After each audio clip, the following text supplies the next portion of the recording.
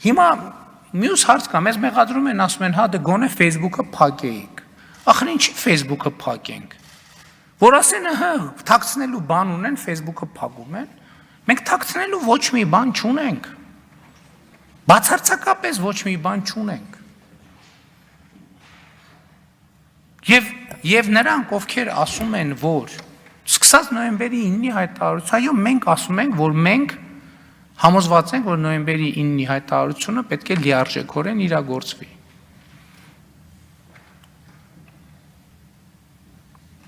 Որովհետև նոյեմբերի 9-ի հայտարարության ստորագրման հանգամանքների վերաբերյալ ես բազմիցս բացատրություններ տվել եմ։ Հիմա ասում են նրանք, ովքեր դա հավանում են դավաճանություն, թող հայտարարեն, որ իշխանություն, հիմա նախընտրական շրջան, թող հայտարարեն, որ իշխանության գալու պարագայում ստորագրությունը հետ են վերցնելու Հայաստանի Հանրապետության, թող հայտարարեն։ Մենք հակառակ ճանապարհով ենք գնում, եւ ես այսօր այո կառավարության նիստում շատ կարեւոր հայտարարություն եմ արել, եւ ուզում եմ այստեղ էլ անեմ այդ հայտարարությունը։ Հիմա մենք պետք է այս կետից ընտրենք մեր երկարաժամկետ ռազմավարությունը։ Պետք է արդյոք մենք, հա, ի վերջո սահմանների դեմարկացիա, դելիմիտացիա ինչ է նշանակում։ Դա նշանակում է փակել այդ թեման։ Սահմանների անվտանգության թեման փակել։ Որովհետև փոխադարձաբար գալ համաձայնության, թե որտեղով անցնում պետական սահմանը, որը անձեռնմխելի է։ Հիմա այս համատեքստում հարցեր է հնչում, արդյոք սա նշանակում է, որ Ղարաբաղի հարցը փակվում է։ Ես ուզում եմ ձեզ մի նորություն ասել։ 1991 թվականի դեկտեմբերին, երբ որ Ալմատայում ընդունվեց հռչակագիր անկախ պետությունների համագործակցության ստեղծման վերաբերյալ, այդ հռչակագիրը բոլոր երկրները ստորագրեցին, ճանաչելով միմյանց տարածքային ամբողջականությունը եւ սահմանների անխախտելիությունը։ Եթե այս առումով խնդիր կա,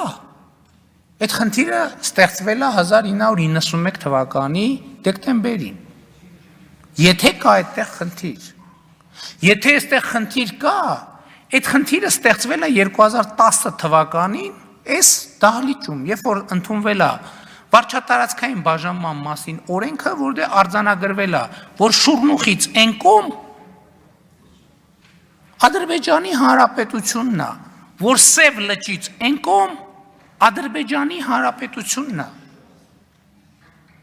Հիմա այս աղմուկը ինչի մասին է, մեկը կարա ինձ բացատրի։ Հարցը հնչում, ասում է չենք կարա ընտրություններից հետո անենք։ Այսինքն հիմա այս կառավարությունը պետք է ասի, գիտեք ինչ, Հայաստանում իշխանություն չկա, մենք չենք այս հարցը զորքերն եկել են, ոչինչ, թող մնան։ Մենք չենք այս հարցով զբաղվում, ընտրությունները կլինեն, կլուծենք։ Հետո քարոզարշավի ընթացքում մի տեղից էլ մտնեն, որտեղ իշխանություն չկա, չէ, երկրորդ տեղից էլ մտնեն։ Հետո ստիպված լինենք էդ էլ էին ուզում, չէ, առաջինոց ընդդիմությունն ասում է ռազմական դրություն։ Չէ, սկզբից ասում էին, որ այս հատուկ արել են, որ ռազմական դրություն մտցնեն, ընտրությունները չեղարկեն, հետո մի օր անցավ ասում էին ռազմական դրություն մտցրեք, ընտրությունները չեղարկեք։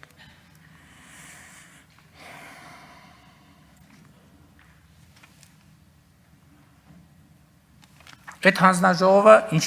ինչպես է ստեղծվելու։ Ես ուզում եմ ձեզ իգիտություն եւս մեկ դավադրություն բացահայտել։ Դեռևս 2020 թվականի նոյեմբերին Հայաստանի Հանրապետությունում ստեղծվել է սահմանազատման հարցերով միջգերատեսչական հանձնաժողով, որի մասին արտաքին գործերի նախարարությունը կրկին գաղափար չունի, որովհետև հանձնաժողովը ղեկավարում է արտաքին գործերի նախարարի տեղակալը։ Բայց արտաքին գործերի նախարարությունը բնականաբար ոչ մեկ դրա մասին տեղյակ չի։ Ուրիշ գերատեսչություններն էլ տեղյակ չեն։